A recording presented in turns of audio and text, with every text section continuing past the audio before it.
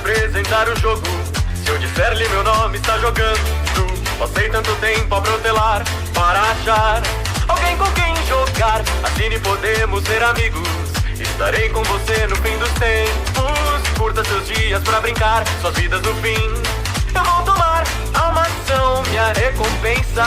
Julgarei vossa sentença nessa brincadeira intensa. Agradeço sua presença. Você colhe os próprios frutos, seus demônios mais ocultos. Não se importe com insultos, vai amar cada minuto. Venha pro meu mundo, olhe bem pra mim.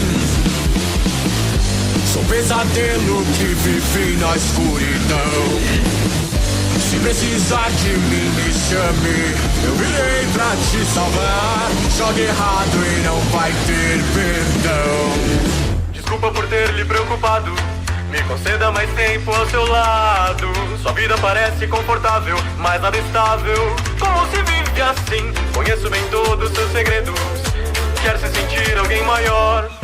Então só restou me convocar. Vou realizar os seus desejos de fortuna e de abundância, de amor e de ganância. Posso resolver seu caso. Sou o demônio do rádio. Se estiver já satisfeito, não esqueça esse sujeito. Tenham todos bom proveito. Lhes espero no seu leito. Venha pro meu mundo, olhe bem pra mim.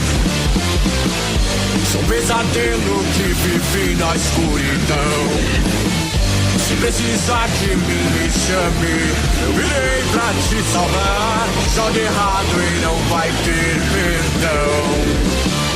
A mesa das apostas se encerrou.